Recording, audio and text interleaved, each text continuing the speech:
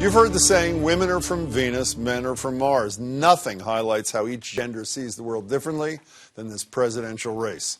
The divide in support Donald Trump and Hillary Clinton are receiving from men and women, respectively, are something of a political Grand Canyon. We're talking huge. An analysis by 538.com showed that if only women voted, look at this, Clinton would beat Trump in the Electoral College 458 to 80. But if only men voted, Trump would carry the day with 350 votes to Clinton's 188. This is what Trump had to say about gender way back in August.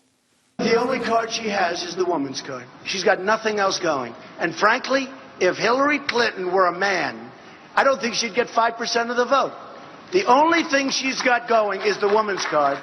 Those comments caused a stir 3 months ago, and the chasm has only grown wider after the first debate with the fallout over Trump's comments about a former beauty contestant's weight, and even more last Friday. That's, of course, when this 2005 tape of Trump talking in lewd terms about women, including grabbing their genitals when public, became a point of contention in the second debate on Sunday night. This was locker room talk. I'm not proud of it. I apologize to my family. I apologize to the American people. Certainly, I'm not proud of it. We've seen him rate women on their appearance, ranking them from 1 to 10. We've seen him embarrass women on TV and on Twitter. We saw him after the first debate spend nearly a week denigrating a former Miss Universe in the harshest, most personal terms.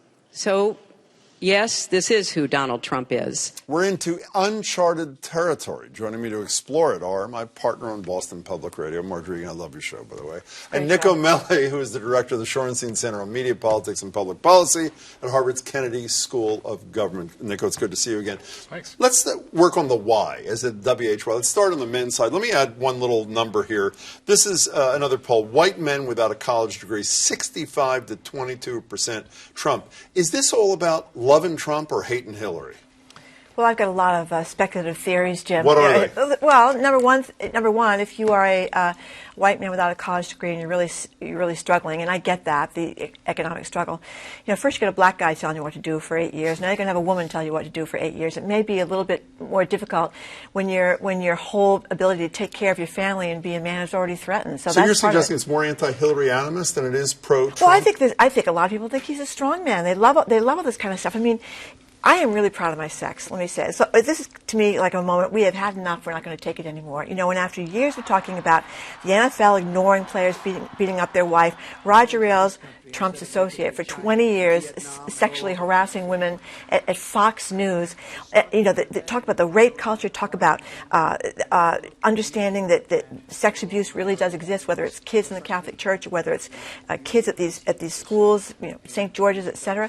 It's kind of like, enough already, enough already. And as Hillary Clinton said, this nonstop talking about Miss Universe. Even Miss Universe is not up to snuff in this guy's mind. Nico, I'm sorry we're out of time. Thank you for being here. What about the male divide? Is she right? I think there's something to it, but Governor LePage in Maine in the last 24 hours has said we need to amend the Constitution to allow a more authoritarian leader. Right? And he's a big Trump supporter. And he's a big Trump supporter. So it's not, but I also think that it's also about an age divide. In a lot of the polling, men under 40 are very offended by Trump's remarks, and men over 40 think that the locker rooming is a legitimate excuse. Let's go to the women's side. By the way, women, that thing I just showed you, 33% margin for Hillary Clinton. But here's another number. College-educated white women, 68 to 29. And as I think we've all learned the last day, no Democrat has ever won that demographic ever in the last 50 years, and obviously she's crushing Trump. What's the explanation on the women's side of things? And by the way, I should say this analysis by Nate Silver was prior to the release of the videotape on Friday, prior to that release. So what's that about? Even in the first debate, you saw Trump mansplaining to Hillary, right? I mean, I was watching with my wife, and we were talking about, like, how many men have tried to explain something. How many women are sick of listening to a man trying to explain something to them when he has no idea what she's talking about, and she has decades of experience. And so I think there is some shared experience here that's reaching women. Is a piece of this, there's the age-old topic, how much is there media bias against women who run for higher office? A lot of women resent it, believe it's in this race. Does that feed part of this huge divide on the women's side of things? What do you mean the huge divide on the I mean, women's side? Most is women are part of with the her. reason why overwhelmingly they're reacting to what they see in the media, which they perceive to be are giving a far tougher time You know what to I like? women candidates. Well, maybe it's that women can see this guy as unhinged and deranged. I mean, he has made nutty comments from the very beginning. John McCain and Muslims are going to build a wall. I'd love to date my daughter if she weren't my daughter, letting Howard Stern call her a piece of you-know-what. So you look at this guy and you think, this guy is whacked. And maybe women are just more astute judges of character than men. You said in the last couple of minutes, on the first hand, the men can't stand Hillary Clinton.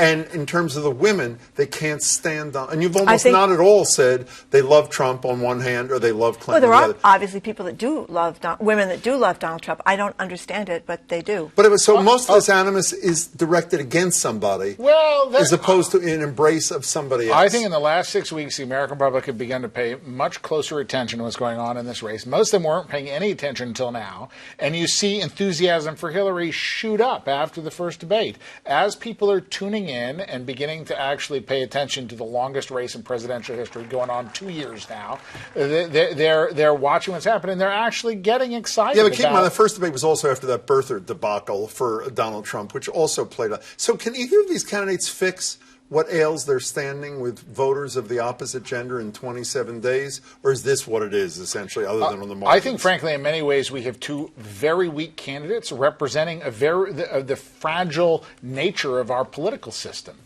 How about you? I thought Hillary Clinton in the second debate, with all her husband's ex-whatevers in the audience, showed incredible composure and incredible dignity and the kind of, like, unruffledness or whatever I want to say. Yeah, we know what you mean. That you need to be the President of the United States. And I think a lot of women are very enthusiastic about her, particularly older women, because they see what she's gone through as what they went through in their whole lives. And she's breaking through that glass ceiling. Yeah, she knows this, but you know, on our radio show every day, the agony I have is not about what happens on November 8th, it's what happens on November 9th. The divide on class, the divide on race, now this colossal divide on gender. How does this play out when somebody is the president-elect on November 9th? One of the challenges of this campaign is in a normal presidential campaign, the candidates have issues, the issues they're really campaigning on. And then when they win on those issues, they can legitimately turn to Congress and say, I have a mandate to pursue this issue.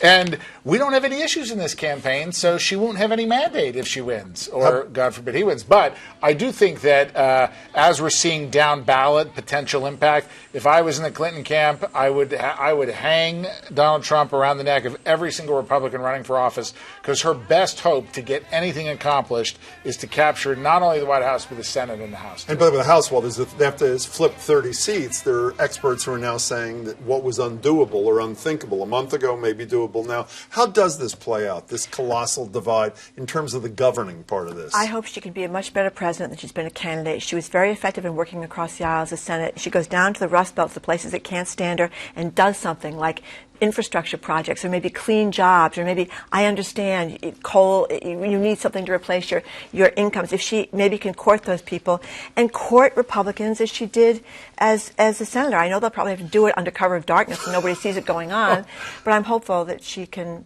do it. One last question. Do you think your head is going to pop off by November 8th? Have you consulted anybody about that?